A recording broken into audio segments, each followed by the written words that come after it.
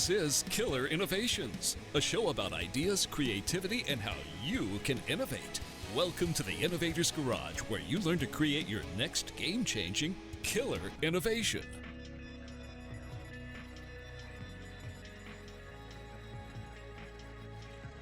Welcome to Killer Innovations. I'm your host, Phil McKinney. We are back here in the studio in Colorado. I've been dealing with a lot of questions from the listeners of the show. We will do that in an upcoming episode. So if you've got questions that you specifically would like for me to answer, we're collecting those up. You can just send them to me as an email at phil@killerinnovations.com. That email comes directly to me, doesn't get filtered by anybody. Nobody else sees it. It's a direct connection to me.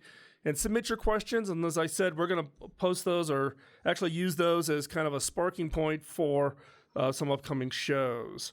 With today's show, we're taking a little bit of a different spin, right? Given my background, having been the CTO at HP, everybody tends to think that what I want to talk about is technology. It's got to be some kind of a shiny gadget or something along those lines out of Silicon Valley. But if you've been a listener for quite some time, you know that I also have a passion for non-obvious innovations in non-obvious locations. The first business in this case that we highlighted was Finn Gourmet Foods in Paducah, Kentucky. If you didn't listen to that show, go back into the archive.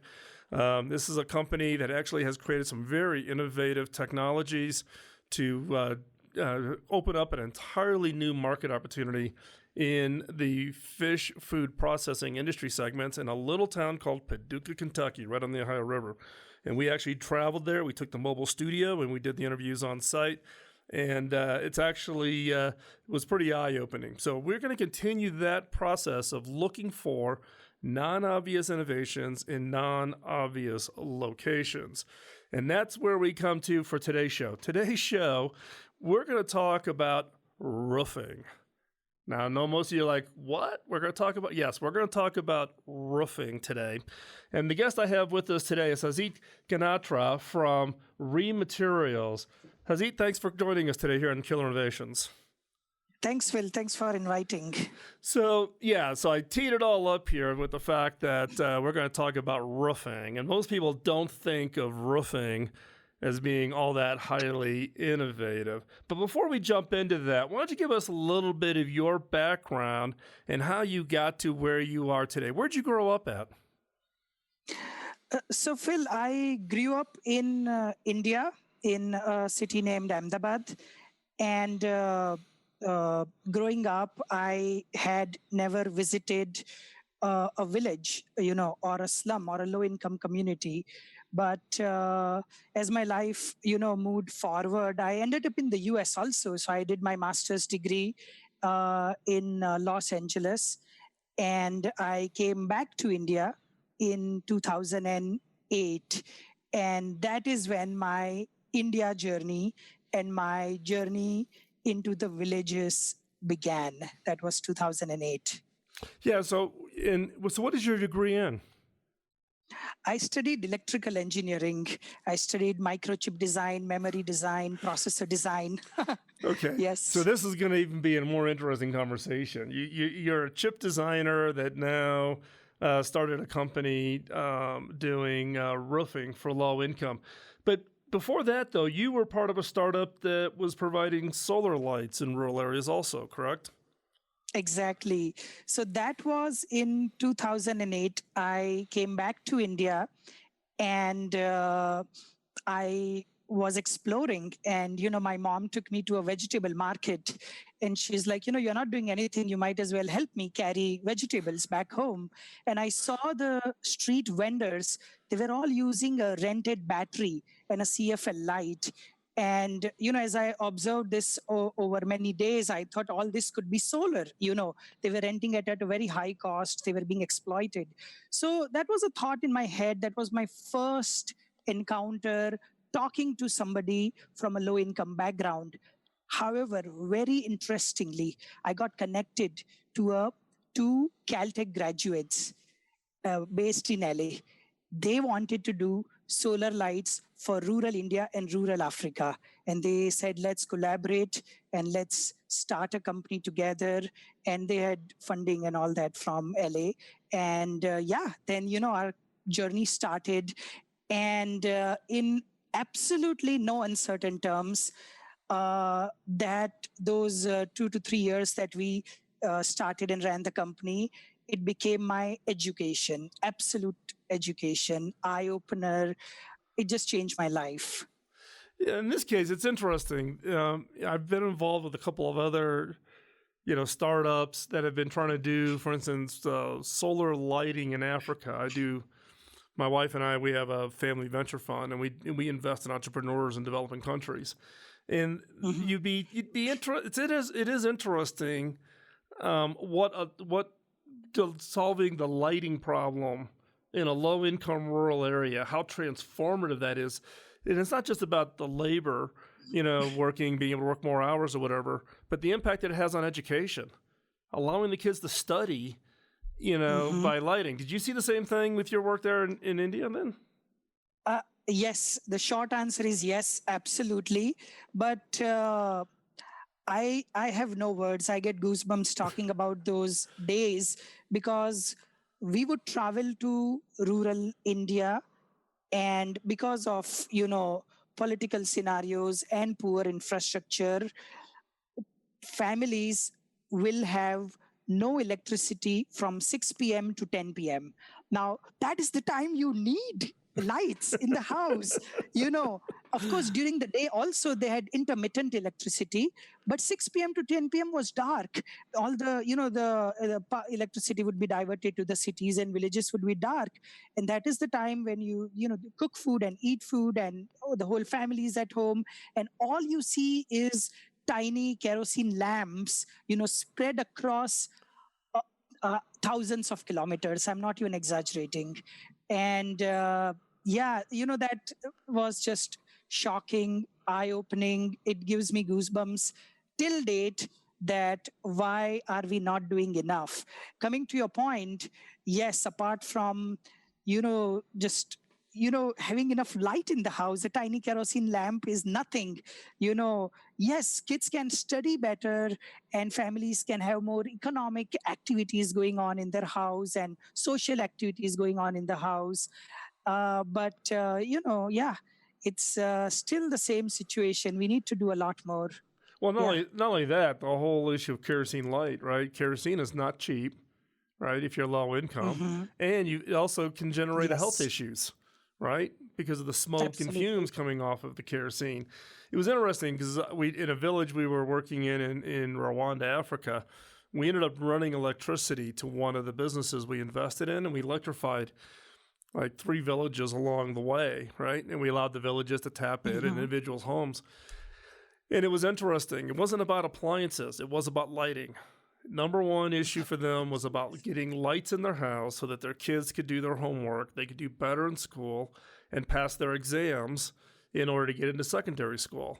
They didn't care about a refrigerator or even a radio or a TV. It was all about lighting, which was an eye-opener for me, because I would have thought of other things, because we just take lighting, for granted as something that we just all have access to, and we, expect it. And we argue about the inconvenience if the lights flicker, or if we have a bad storm or something here, and we freak out. And here's people who, think that they're doing great when they only get electricity during certain times of the day. So, whatever happened with the solar company? Is that still going? Are you still involved in it, or what's the story there? I'm not involved in it. Our investors sold it to a different company, and we are not involved with it. But now that I'm doing roofing, what can go on top of a roof? A solar panel. Yeah. So it's coming. I've not left that. Absolutely not. And you make a good point, Phil, that things that we take for granted. When we walk into our house, we don't think of our roof. We turn on the switch and we have lights, and we go into the bathroom and we have hot water and cold water, and it's just, we don't think of those things. But, there are millions and billions of people who worry about it every single day. Yes. So what drove you to go from LA back to India? We got a quick 20 seconds here. So give us just a quick answer. What drew you to go back to India, coming back from the US? Always wanting to solve real problems on the ground, be in the action. I don't want to be a consultant. I don't want to be away from action. So that was my motivation. Yes. Great. Well, we're going to take a quick commercial break here, continue our conversation with Hasit talking about his company, ReMaterials. When we come back from this commercial break, we're going to jump right into what was the problem you saw that triggered why you would actually go in and look at roofing, which is not an innovation we typically think about. So don't go anywhere. We're going to be right back after this quick commercial break. You're listening to Killer Innovations on the BizTalk Radio Network.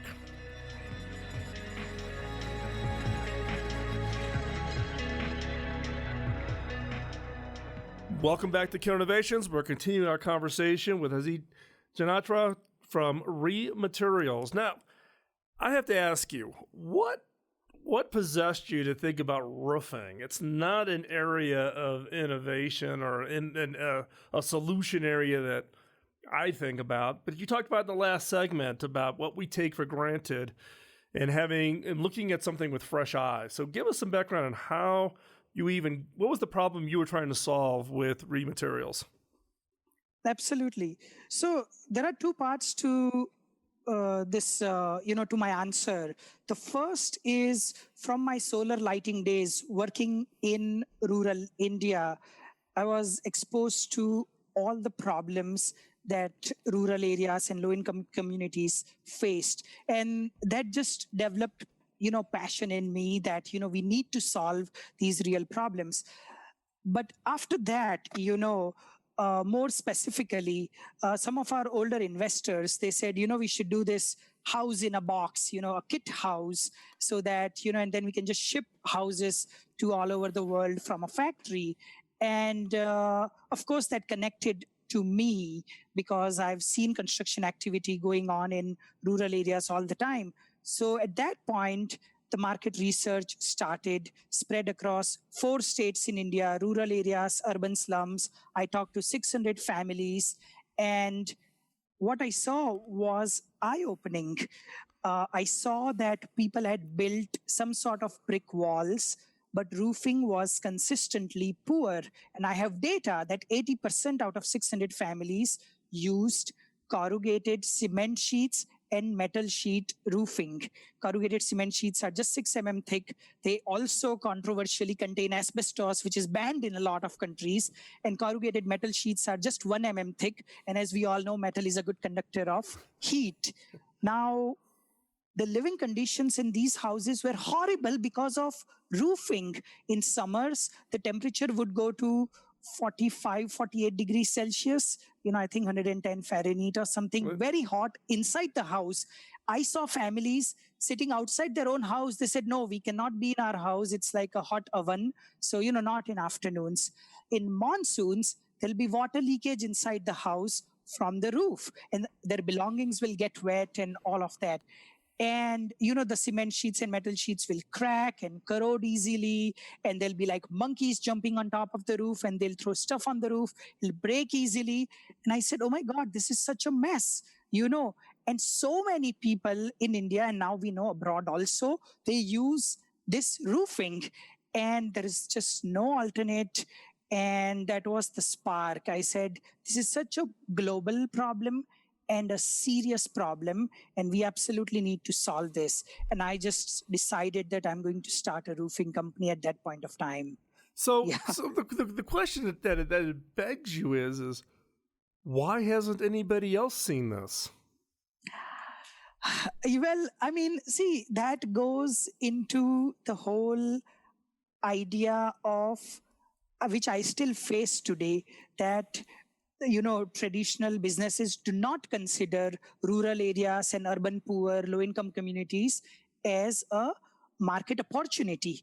That is relatively a new concept. One of the investors in our company is Dr. C.K. Prahlad's family, and he wrote the pioneering book named Fortune at the Bottom of the Pyramid. Mm-hmm. You know, people should read that book. It talks about this exact same thing, you know. So it's a new idea that a very large market opportunity exists at the bottom of the economic pyramid if we tap it in the right manner. So I think, yeah, people are realizing it only now. Yes. Yeah, it's actually interesting because the book you mentioned, I've read it. I've actually talked about it here in the show a number of years ago. And that's what and that book actually prompted my wife and I to shift our investments from the traditional startup phases and really to invest in entrepreneurs in developing countries. It is this untapped plus the scarcity of risk capital to even invest. So in this case, you know, when I travel and I'm in, you know, developing countries, the roofing material just seems to be material of opportunity, meaning they take whatever they can find, right? Which is out of convenience. And corrugated steel, which is what's heavily used in the rural parts of Africa, is because they literally cut the sides off of containers, you know, and then plop it onto the roof, and that becomes, and like you said, I've been in those houses. The heat on the thing is unbelievable. But okay, so in this case, you've identified this opportunity. You've identified it as not as what I would call, you know, it's not a charity model. You are a for-profit business trying to solve this at scale, right? Yes, absolutely. And that is my core idea, that for-profit businesses are possible, you know, if you cater to rural areas and urban poor and, you know, underserved segments. It is absolutely possible to have impact and profit together. That is the premise of our venture and a core idea that I believe in. Yes. So real quick then, give us a little peek into what's different about your roofing solution versus what they have today with the corrugated steel or concrete roofing. What's different about yours? So, you know, we knew right away that we needed to provide 4 key properties.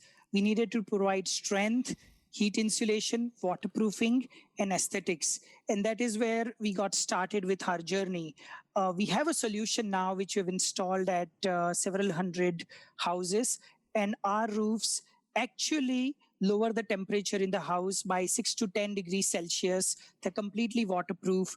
They're strong. Families sleep on top, eat on top. They can do activities on top, store things on top, and they look beautiful, which is very important. You know, people value their homes a lot. They have an emotional connect to their houses, and we have to give them beautiful houses. We provide them with LED lights inside their house. We provide them with wooden carvings inside their house and make it, you know, something that they feel proud of, you know. Yeah. Yeah, it's interesting because, again, it's also this perception of serving a product into the low-income part of the economy. We tend to discount that, right? It's typically just aimed at being cheap, right? Versus treating these people with the same respect. They don't have any less desires than any of us all have, right? Of having nice furniture, nice house, you know, provide for our kids, help our kids be successful. You know, they're dealing with the exact same motivations we have, and we need to think and treat them with that same level of respect. So absolutely. Yes. And so we're going to take another quick commercial break. When we come back, we're going to get into a little bit more about how this idea moved forward, early customer feedback, and then I'm going to ask Hasit to share us with his one area of advice based on the experience he's had going through the building of ReMaterials and starting this company. So don't go anywhere. We'll be right back. You're listening to Killer Innovations.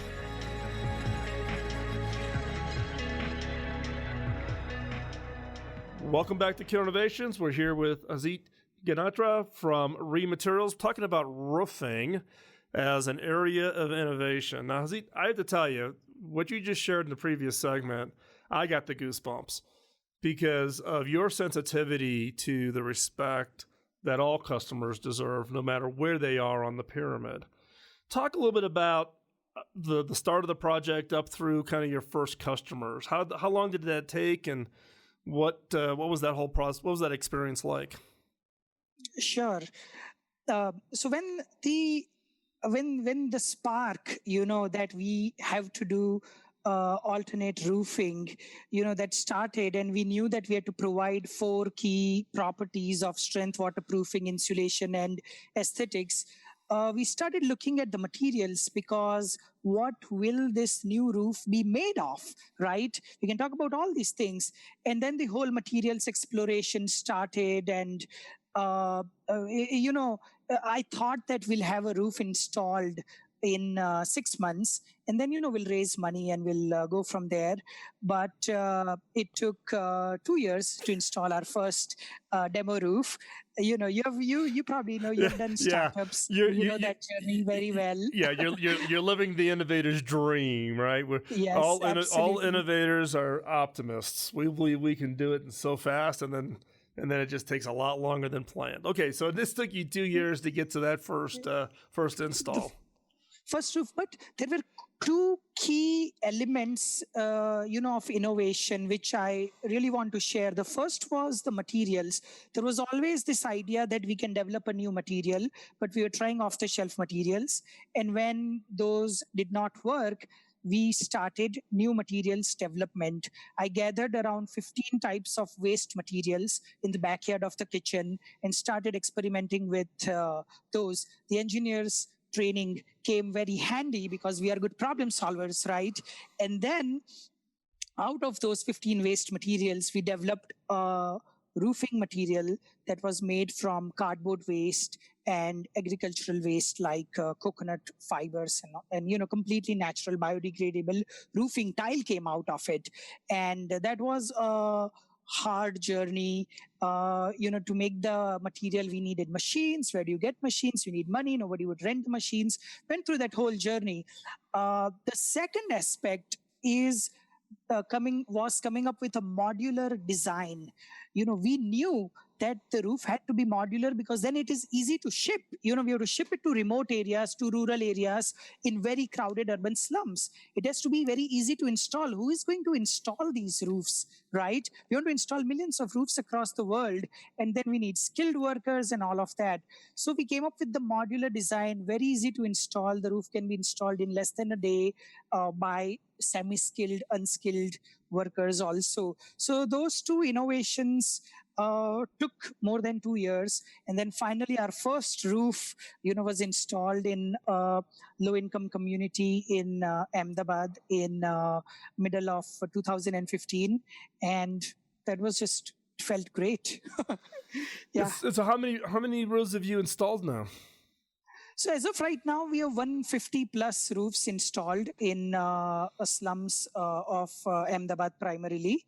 So we have gone far. A very interesting, a sort of a milestone or a learning in the journey was when we started sales. It's a very common question. People are like, well, how do you even sell to these people? Do they even have money? How do you reach to them? We started sales, and we realized that some people were able to, and some said that we love your product, but we don't have, $800, $500 upfront.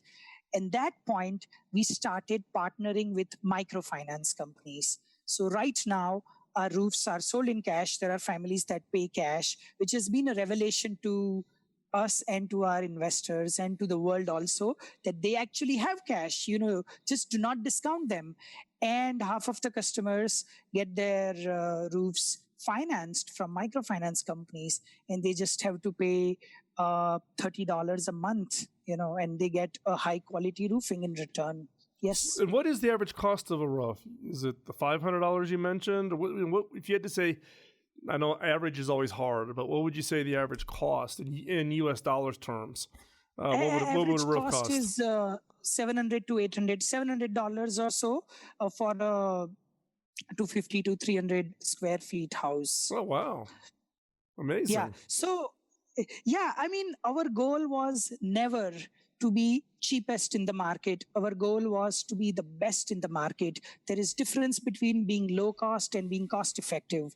And, we had to find the right trade-offs and give them the properties. High quality roofing for developing world is the mission of our company. So we did not want to cut corners anywhere. Yeah. So here's the question: what's the future look like for ReMaterials? What's next for you? So we are expanding our mission, going from high quality roofs. We want to go to high quality houses. So we have recently prototyped a full house, very quick to install from our materials, developed from waste materials, high quality, very fast to install. And then we have also prototyped solar into the roofing. Shelter, imagine shelter. You need good walls and good roof, and you need electricity in the house and sanitation and so on and so forth. So the absolute idea is to solve all these basic necessities that are currently not being solved. Yes. So you've been on this journey now for 3.5 years. What if a listener is thinking about trying to do the same thing you did, what would be that one piece of advice you would give them now that you're on this side of that learning curve? I think it's a business. You have to be smart about it and run it like a startup. But before everything, you have to know if you are truly passionate about working in rural parts, any part of the world. It's going to get very hot. There's going to be electricity cuts. There's going to be puddles of water. There's going to be animals. There's going to be, lots of issues and fights and all of that. Most people give up. You just cannot give up in these situations. And that, there will be a time when that will be tested. And you'll find out. So, figure out, try it, spend time in rural areas, do internships or, take up a job. Figure out if you're passionate about it, if you're willing to give your life to it in no uncertain terms, no other words. And only then you will succeed. Only then you will make a dent. This cannot be a hobby project. We'll install 500 roofs. We did great for the world and then we'll shut down. No, your goal has to be to reach globally. There are people in so many countries that need so many of these basic infrastructure and services. So it requires no more than 100% commitment. So figure that out first, and then then start. I think that's an excellent point, because we've seen a lot of people go, get all interested in social innovation, but then they don't stick it through. They don't actually drive the longer impact. So if people want to get in contact with you and they want to follow up with what you're doing, what's the best place for them to track you down? So our product is called ModRoof. I mean, it's like modular roof, but then our customers call it modern roof. So our website is ModRoof, modroof.in. And that's the best place. My email address is there on the website, so they can get in touch with us through that. Yes. Well, Hasit, I do appreciate you taking the time out of your schedule to join us today here at Killer Innovations. What you're doing and the passion you have for this is inspirational, and would love to stay in touch and follow with what you're doing. And if I happen to be in your parts of the world, I'll definitely we'll do a stop by and maybe actually do the show again, but we'll do it from India. Keep up the work. There's opportunities for the people at the lower end of the pyramid. We can solve those innovations. And I just wanted to say thanks a lot for taking the time to join us today and telling us your story. Thank you, Phil. Thank you so much. So as we wrap up this segment of the show, don't forget, stay tuned. 4th segment's coming up. That's the 5 minutes to new ideas. We have a new one for this week, so you're going to want to stay right where you're at and listen to that. Everything that we talked about in the first 3 segments of the show will be in the show notes. We'll have links to ModRoof, Hasit, so you can track him down and reach out. When innovators are doing this kind of hard work, just getting an email from somebody from somewhere else in the world saying great job can go a long way. So reach out and encourage other innovators that you may know or may hear about, and encourage them in their work. And with that, we're going to wrap up this segment of the show. Don't go anywhere. We'll be right back With 5 minutes to new ideas, I'm Phil McKinney. This is Killer Innovations.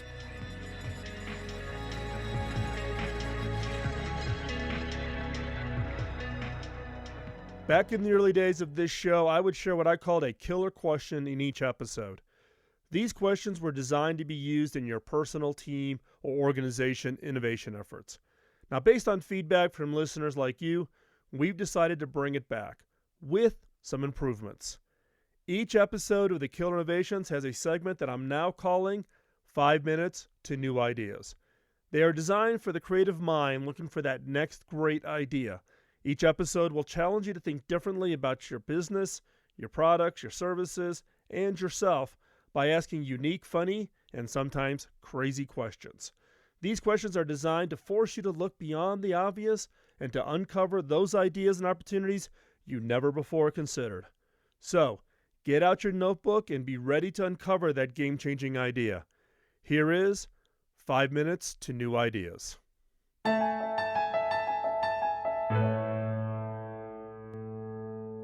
Do you need to have a finished product in order to make a sale? Is there any way that not offering a finished product would actually give you an advantage or even become a selling point?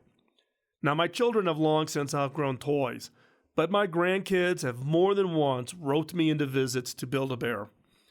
Build-A-Bear, like the paint-your-own pottery craze that preceded it, doesn't offer a finished product.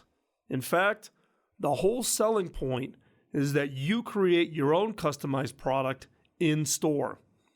These types of businesses are offering a dual product, both the end result, be it a stuffed animal and a personalized costume, or an I Love Papa coffee mug, and the chance to create something without taking responsibility for gathering materials or cleaning up the mess it generates. A stuffed toy may feel like a low-risk product, but children's fads can be as fickle as an adult's. Just ask any parent. Once you start adding the layers of design, complexity to a toy, clothes, accessories, pre-recorded sounds, you risk creating something that misses the mark with your target audience. Build-A-Bear's strategy is very clever in that it allows them to keep components rather than finished products as inventory. They never have to run the risk of being stuck with 10,000 astronaut bears the week after the last Pirates of the Caribbean opens. There are 2 points to take from this. The first is that these companies are reducing their risk of having a stockroom full of briefly popular products that they now can't sell. The second is that they are able to charge their customers a premium for the pleasure of assembling the final bear. They've been able to persuade their customers that down is up. They don't offer a fully finished product for sale, and if you do want their product, you will have to assemble it yourself. That is absolute genius. Home bakers have experienced a similar shift in how they make a product. For example, a birthday cake. When I was a kid, my grandma would make me a birthday cake from scratch every year. The cake cost maybe $1 in commodity goods. Now, when she passed away, my mom took over the job of making my cake. She would go buy a cake mix, add an egg, some oil, and some water, and that was it. Of course, that cake was more expensive because of the convenience factor of having a pre-made cake mix, but you still had to make it yourself. There's a relationship between the amount you're paying and the experience you're getting with these products. And it's more than just simply convenience. Manufacturers have to walk a thin line between making a product so easy that it feels like cheating and so complex the user sees no value in the supposed convenience. When cake mixes first came out, they were really simple. All you had to do was add water. But people making these cakes didn't like it because it felt too easy, like they hadn't contributed anything to it and couldn't claim any pride in making the cake. So cake mixes were altered to require a fresh egg as well, and the products took off. If you want to build this kind of emotional connection with your customer, you need to look at how you can offer them a creative, I did this kind of an experience. There's also a positive customer experience in being able to feel a sense of personal pride in something they've done for themselves. Can you give them an opportunity to take ownership over the construction process? Look at ways in which you can add real value for your customer while simultaneously giving them a less finished product that then reduces your cost to manufacture and to ship that product? Can you give them the chance to say, I did this? So, can you create an on-demand version of your product? While this sounds easy, it requires you to dissect your product or service and ask yourself, what benefits would you get if you were able to sell your product such that the customer assembles it? Could assembling it be pitched as a learning, bonding, or more authentic process? And could you increase the perceived value and hence the cost of your product by emphasizing its real-time availability? It's not always about the finished product. By embedding an experience that solicits a I did this feeling, you could be the one to launch that next on-demand craze. I'm Phil McKinney, and thanks for listening.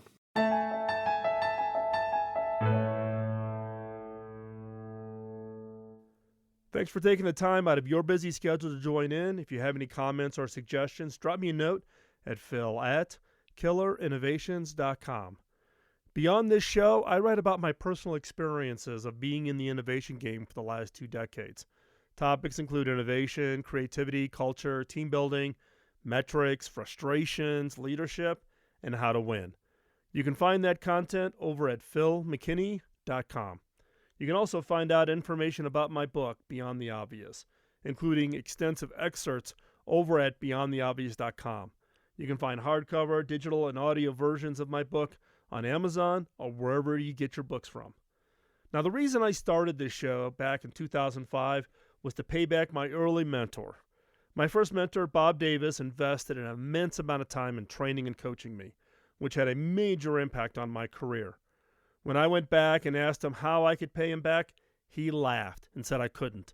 I had to pay it forward. If I could ask for a favor, could you help me pay it forward? How? 1, by giving us a rating wherever you get your podcast, as that helps spread the word. And 2, by telling others about the show.